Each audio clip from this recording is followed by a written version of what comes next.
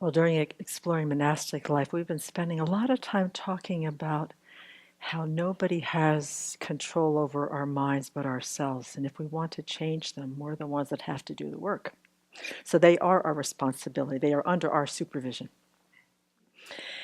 And that not giving others the power over them, and that by ordaining and taking monastic vows or taking any precepts, have a very profound influence on our ability to take care of our minds. So in the last BBC, I shared some stories from one of our Chinese bhikshunis who's been a dear friend of Venerable's for decades and has been a dear friend and a mentor to the Sangha community here since the Abbey's founding. And so during this audio sharing that she did a number of years ago, she shared a few things in her life that on the surface, when I first heard them, were just little mundane epiphanies, in her mind. But the fact that they happened to her over 25 years ago and that she was still sharing those stories to us 5 years ago, I got a sense that they were pivotal understandings of how her mind worked and how her practice came to her rescue. And so I wanted to share some more of her little vignettes on how daily life becomes profound practice for training the mind. So over 20, 25 years ago, she came to Washington to do her graduate studies. I don't know the details of her university life here in America, but being a foreign student, the government requires full-time credits, full-time study for 9 months out of the year, and English being her second language, it was quite a challenging time for her and her practice. And at the time, she was living with another nun in Seattle, and so her whole focus pretty much was just really attaining the goal of the graduate study program. And during the course of her living in Seattle, every once in a while, her nun friend and her would have to do errands just to kind of keep, they were in an apartment. They were living together. And one day they had to do this errand together, and she was in the midterm finals. And she said, okay, we're going to do this really quickly. We're going to get this done. I'm going to come home and we're going to continue to study. Well, her Dharma sister had another idea.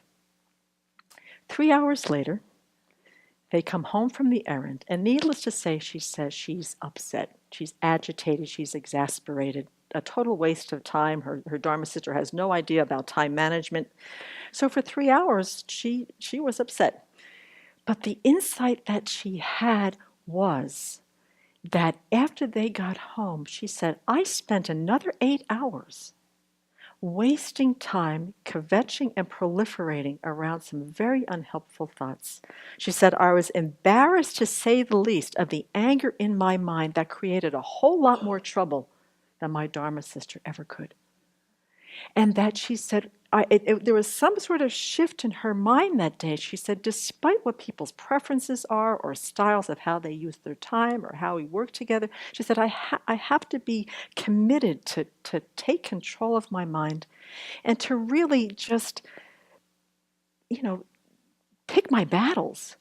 This was such a small thing, and I lost all this time that I could have used for study, proliferating all sorts of things that were not helpful. And so as she continued to go into graduate school, she really came to understand that she had to be a lot less controlling, she had to be more flexible, she had to be a lot less calculating in the way that she arranged her life because things are going to happen. And that one of the things that became very apparent to her through the course of study and living with her Dharma sister was that she had to be extremely self-motivated and extremely self-disciplined about her goal. She said, there's nobody else that's going to make this happen for me. Whatever she was planning with the degree, she was getting support from her temple in Taiwan. She said, I have to stay focused. There's nobody doing this for me.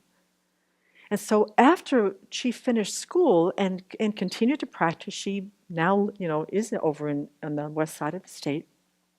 She said, I use that self-discipline and I use that self-motivation to really inform and inspire my practice. She said that I have to focus on a motivation that I create inside myself to practice the Dharma, and it's my responsibility to keep it alive. It's my priority. It's what's important.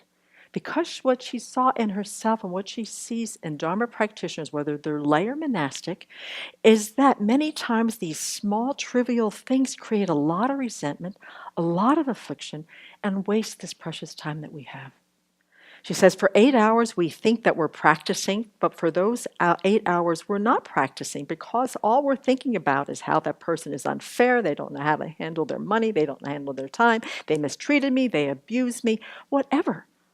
She said, I really got to understand the danger of the proliferating mind. It wastes so much time. It creates a habit in my mind that's going to be harder to break in the future. And that I have to, instead of proliferating, I have to set this determination, this self-discipline, this importance, this priority of using my time and training my mind. So it was of benefit rather than causing not only disharmony in my relationships, but really taking me on a wild ride, just getting wild about it. She says, instead we set our motivation to practice and train as best as we can because no one can do it for us. Our community can't do it for us. Our teacher can't do it for us.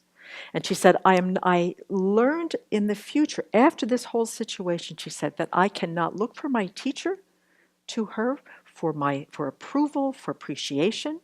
I can't look for the community to be able to cooperate and just go along with whatever I want. She says, I'm here to practice the Dharma. And if I have that goal in my heart and I keep that alive, it's going to help make my life a whole lot easier, especially when the times get difficult, because that's going to happen. That's a guarantee. Samsara is going to throw us stuff that we have no control over, and the only thing that we have control over is how we train our minds.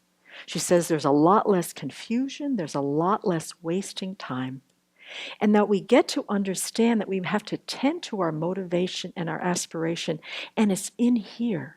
It's not out there. It's not in other people's behavior. It's not in external circumstances. Those things out there give us lots of opportunities to practice in here. And that she said what became even clearer for her is that she said that a lot of people think that they want to practice, and their idea of the best situation is nobody bothers me. They leave me alone, but they support me. I have all my requisites. I have everything taken care of. I'm going to go and practice. Just leave me alone. But what she said is that even in this situation, if that person has not trained to be a master of their own mind, even if they are supported, they might decide to sleep in. And even if they're not sleeping in, they spend their time arguing with people in their mind, or complaining about the food, or the temperature, and a lot of things. So she was beginning to put the pieces together that it's not about if I change the environment, my mind's going to behave itself. Because the mind goes wherever we take it, whether it's in retreat, or it's in a graduate program, or it's living community, or it's living with our roommates. The mind is there with us, and we take it wherever we go. She also shared this experience, once again, continuing to see this over the course of her life, is that at one time in her community, I'm not sure whether it's the community in Seattle or the one in Taiwan, she said they started talking about a flex day. So apparently at the time the Chinese bhikshunis didn't have a flex day. There was no structure. They wanted a day with no structure. They said the community was arguing. We have no time for practice. We have no time for study. We want a day where there's no work. Does this sound familiar? The discussion lasted for days. Does this sound familiar?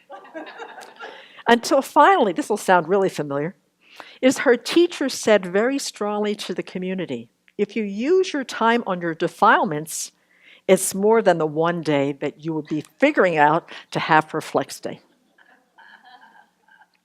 Now, the community thought that the teacher wasn't being very sensitive. It wasn't being very considerate about the situation they were trying to figure out for themselves to support their practice. But for our friend, the bhikshuni, she said her teacher's criticism of them kept staying in her mind. She couldn't put it down. It kept going over and over in her mind. She said, preventing the negativities because it wastes so much time. You cause the problem yourself, And then we experience the negativity by letting our emotions run wild. That's what my teacher is trying to say. We've just spent this precious time we could have used to practice, to study, to rest, on arguing about what this flex day is going to look like.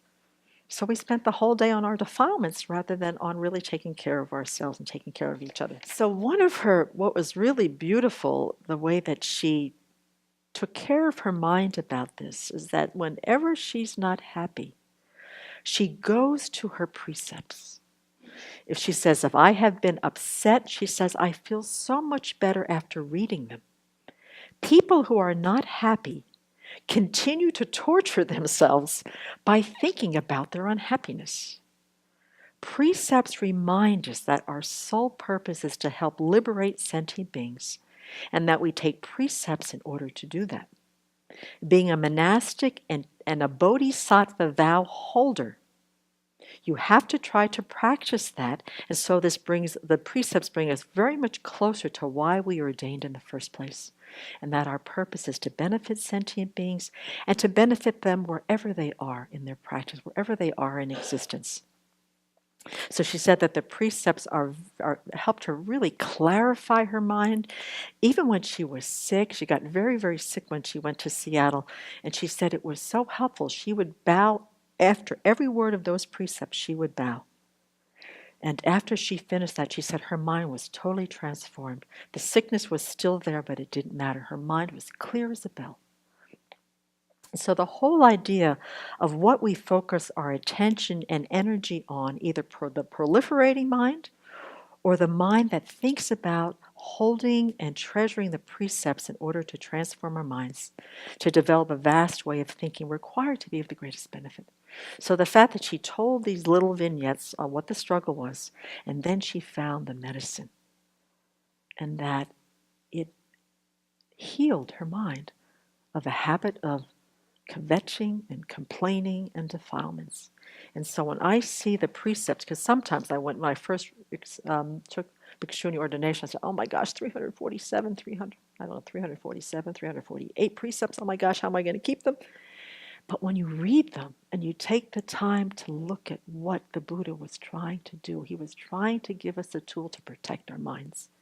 He was trying to give us a tool to protect our bodies and speech. And here is, as far as I'm concerned, a spiritual mentor who has taken the Buddha's word to heart. And so when she gets upset, that's where she goes. She goes to her precepts to heal her mind, to be able to refresh herself, to be able to get recommitted to why she ordained and why she practices the Dharma after all. So I really find our Venerable Chinese Bhikshuni one of my greatest spiritual mentors, and I wanted to share her wisdom with all of you as well.